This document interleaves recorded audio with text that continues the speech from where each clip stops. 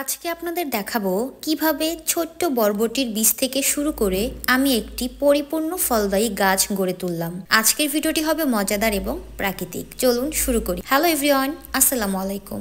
এটা ছিল আমার প্রথম স্টেপ। আমি এই ছোট্ট বীজগুলো থেকে শুরু করেছিলাম। সঠিক যত্ন নিয়ে সেই বীজগুলো চারা হয়ে উঠেছে। এটা একেবারে ম্যাজিকের মতো।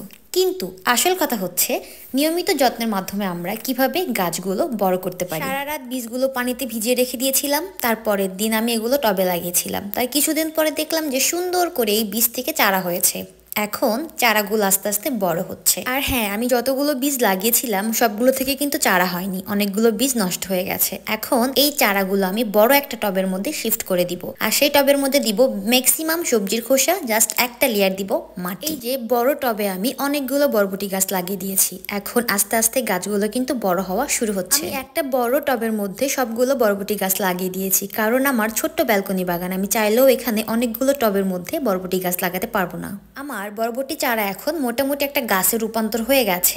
আমি এখন এই বরবটি গাছের কিছু শাখা মানে বরবটি গাছের ডগা কেটে দিব, যাতে করে গাছ আরো বৃদ্ধি পায় এবং ফল ধারণের জন্য প্রস্তুত হয়। আর গাছের এই শাখা কাটার পেছনে যে বৈজ্ঞানিক কারণ আছে সেটা জানলে আপনি অনেক বেশি অবাক হবেন। এইটা আসলে গাছের বৃদ্ধি এবং ফলন বাড়ানোর জন্য একটি গুরুত্বপূর্ণ টেকনিক। যখন গাছের শাখাগুলো কাটা হয় তখন গাছ তার শক্তি নতুন শাখা এবং ফুলে ট্রান্সফার করে, ফলে গাছটি আরো শক্তিশালী হয়ে ওঠে এবং বেশি ফল দেয়। এই পদ্ধতিটি মূলত প্রুনিং নামে পরিচিত, যা গাছের শাখা ও ডাল কাটার মাধ্যমে তার আকার এবং বৃদ্ধির গতি নিয়ন্ত্রণ করে। এর মাধ্যমে গাছ দ্রুত বাড়তে থাকে এবং সঠিক সময়ের মধ্যে বেশি ফল উৎপন্ন করতে পারে। তাই শাখা কাটলে গাছের বৃদ্ধি আর ফলন দুটোই বাড়ে। আরো কিছু জানতে চাইলে কমেন্ট করতে পারেন। গাছের শাখা কাটার কিছুদিন পরেই দেখতে পেলাম আমার গাছে ফুল আসা শুরু হয়ে গেছে। কিছুদিনের মধ্যেই সেই ফুল থেকে দেখা গেল ছোট্ট ছোট্ট বরবটি ফল। এটা সত্যি প্রত্যেকটা বাগানের জন্য একটি আনন্দদায়ক দৃশ্য। আপনার কি মনে হয়? এই পরিপক্ক ফলটি হলো গাছের সঠিক যত্ন এবং প্রকৃতির সঠিক সময়ের ফল। আমার এই ছোট্ট ব্যালকনি বাগানে এই বরবটি গাছটা এখন ফুলে ফলে ভরা, যাকে বলে একদম অসাধারণ একটা দৃশ্য। দেখতেই পাচ্ছেন আমি একটা টবের মধ্যে সবগুলো বরবটি গাছ লাগিয়েছিলাম, আর আমার প্রত্যেকটা গাছ মাশাআল্লাহ অনেক সুন্দরভাবে বড় হয়েছে আর ফল ফুল সবই দিয়েছে।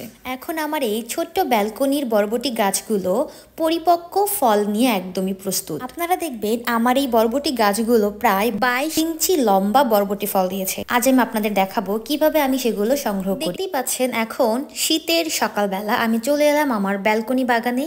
এসে দেখলাম আমার বরবটি গাছটা মাশাআল্লাহ অনেক সুন্দরভাবে দাঁড়িয়ে আছে ফুল ফল নিয়ে। আর এখন আমি এই গাছ থেকে কিছু বরবটি হারভেস্ট করব। আমার এই গাছের টোটাল 6টা বরবটি হারভেস্ট করার মতো বড় হয়েছে, এগুলো বেশ বড় হয়ে গেছে। তো আমি সকালবেলা বাইরে থেকে হেঁটে এসে এখন বরবটিগুলো হারভেস্ট করতেছি। আমি খুবই ভয়ে ছিলাম, কারণ বরবটির গাছের ডাঁটা আর বরবটির ফলের ডাঁটা দুইটা দেখতে একই রকম মোটা। ভাবতেছিলাম আমি নাকি ফলের ডাঁটা কাটতে গিয়ে আমার গাছটাই কেটে ফেলি। তো সেরকম কিছুই হয়নি। আমি খুবই সাবধানে প্রথমবারের মতো 2টা বরবটি কেটে ফেললাম। আর দেখতেই পাচ্ছেন এগুলো কিন্তু অনেক বেশি হেলদি ছিল। তারপর আমি আরো 2টা কেটে ফেললাম। এভাবে আমি টোটাল 6টা বরবটি কেটে ফেলেছি। আর এই 6টা দিয়ে আমার আজকে রান্না হয়ে যাবে ইনশাল্লাহ। এবার আপনারা বলেন তো এই বরবটি দিয়ে আমি কি রান্না করতে পারি, কোনটা রান্না করলে বেশি মজা হবে বরবটি দিয়ে। এখানে আমার টোটাল 6টা বরবটি কাটা একদমই হয়ে গেছে। আমার এখানে আছে এক ঝোপা বরবটি। আমি অনেক বেশি খুশি। আমার ব্যালকনি বাগান থেকে আমি এখন মোটামুটি অনেক রকমের সবজি হারভেস্ট করতে পারি। এই বড় বড় 6টা বরবটি বাদ দিয়েও এখনো আমার গাছে অনেকগুলো বরবটি ধরে আছে। এগুলো আমি কিছুদিনের মধ্যে আরেকবার হারভেস্ট করতে পারবো।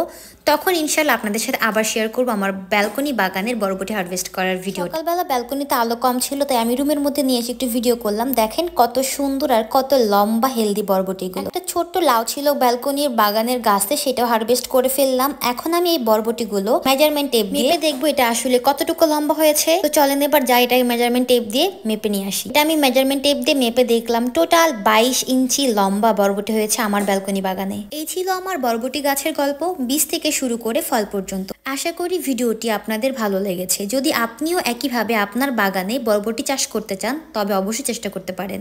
ধন্যবাদ সবাইকে।